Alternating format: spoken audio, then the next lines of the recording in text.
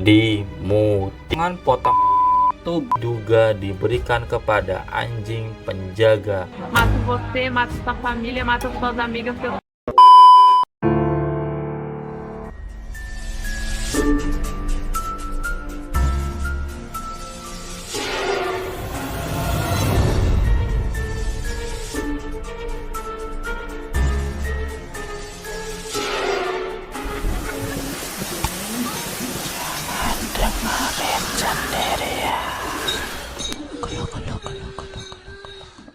Kisah tragis yang dialami oleh Eliza Samud ya. Ini adalah kisah kelam, kisah skandal tragis dunia sepak bola.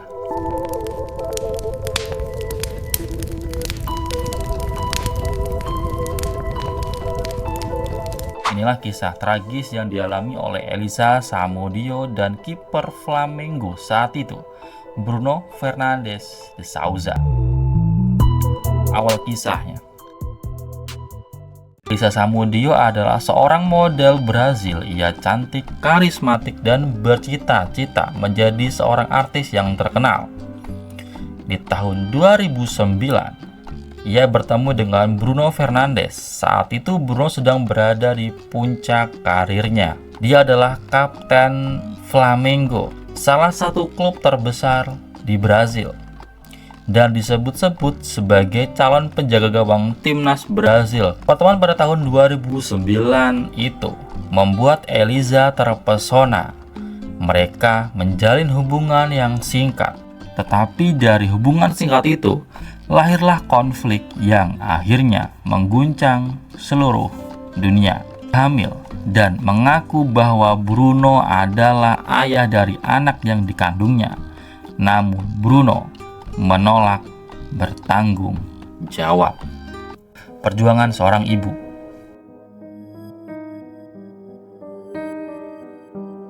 Akhir tahun 2009, Eliza melahirkan seorang bayi laki-laki. Ia yakin bahwa bayi itu adalah anak dari Bruno.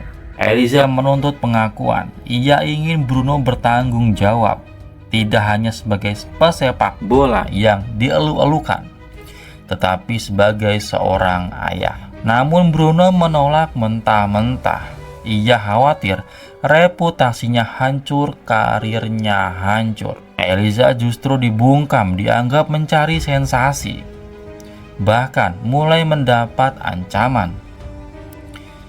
Namun ia tidak mundur. Ia menempuh jalur hukum, memperjuangkan hak anaknya yang baru lahir. Hidup dalam bayang-bayang.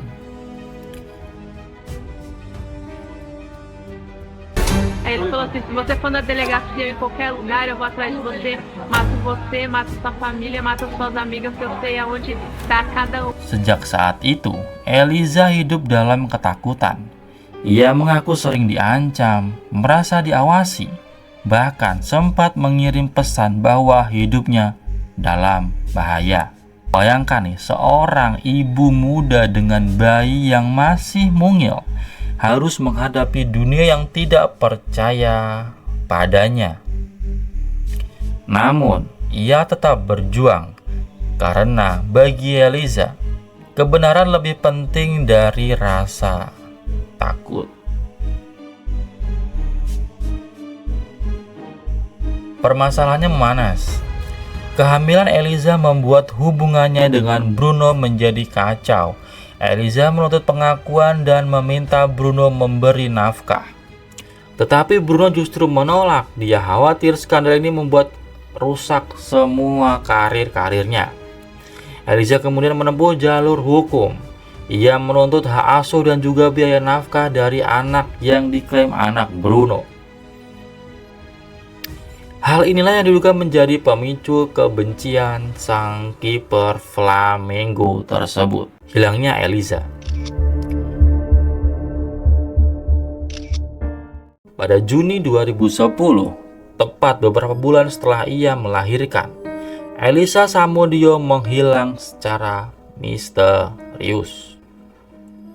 Sebelumnya, ia sempat terlihat bersama Bruno dan beberapa orang dekatnya. Eliza bahkan pernah mengirimkan pesan kepada teman-temannya, mengatakan bahwa hidupnya dalam bahaya. Beberapa hari kemudian, publik digemparkan. Eliza tidak pernah kembali. Ia benar-benar lenyap tanpa jejak. Você acha que ela tá viva? Poxa, claro, eu acho que isso aí é o que todos nós queremos, né? Penyelidikan polisi. Polisi Brazil melakukan investigasi besar-besaran. Mereka menemukan bukti bahwa Eliza terakhir kali berada di rumah seorang teman dekat Bruno bernama Marcos Aparecido dos Santos. Marcos memiliki reputasi yang kelam. Ia dikenal sebagai mantan polisi yang pernah terlibat dalam jaringan kriminal. Kesaksian dari beberapa orang menyebutkan bahwa Eliza dibawa ke rumah si Marcos, dan di sanalah sesuatu yang mengerikan pun terjadi.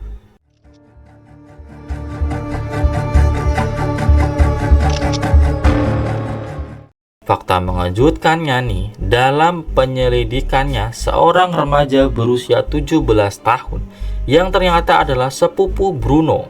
Ia memberikan kesaksian yang sangat mengejutkan. Ia mengaku menyaksikan bagaimana Eliza diculik, dipukuli, hingga akhirnya dibawa ke rumah si Marcos.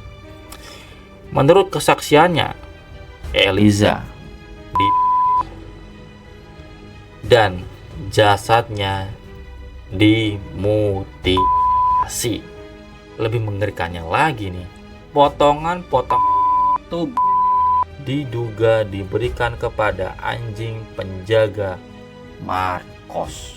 Walaupun jasad Eliza tidak pernah ditemukan, bukti dan kesaksian itu membuat publik percaya bahwa ia benar-benar telah dibunuh dengan cara yang sangat kejam.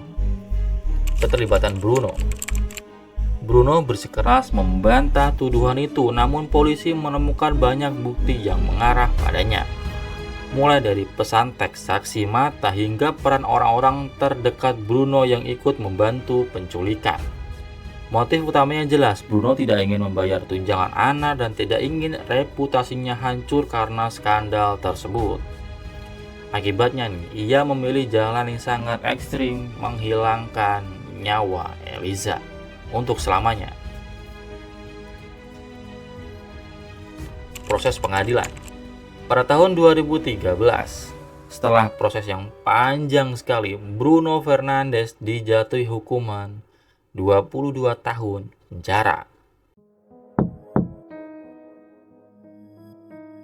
atas keterlibatannya dalam penculikan dan pembunuhan Eliza. Kasus ini menjadi headline internasional. Bahkan mungkin seorang bintang sepak bola yang seharusnya menjadi teladan tega melakukan kejahatan sekejam itu. Kehidupan setelah penjara. Namun kisahnya tidak berhenti di sana. Di tahun 2017, secara mengejutkan Bruno mendapatkan pembebasan sementara.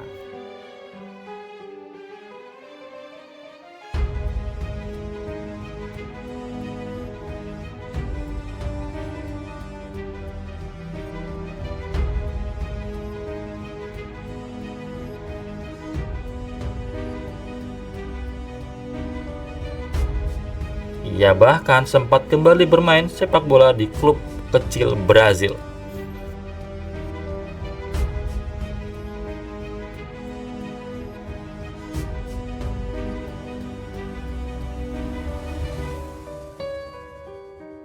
Kehadiran Bruno di lapangan menimbulkan kontroversial di dunia sepak bola. Banyak orang yang marah merasa seorang pembunuh tidak pantas kembali dipuja di dunia olahraga. Nasib anak Eliza. Dari tragedi ini ada satu korban yang sering terlupakan, yaitu anak dari Eliza. Ia tumbuh tanpa seorang ibu dan ayah yang mendekam di penjara karena kasus tersebut. Dan sampai kini anak itu dirawat oleh nenek dari Eliza, Samudio.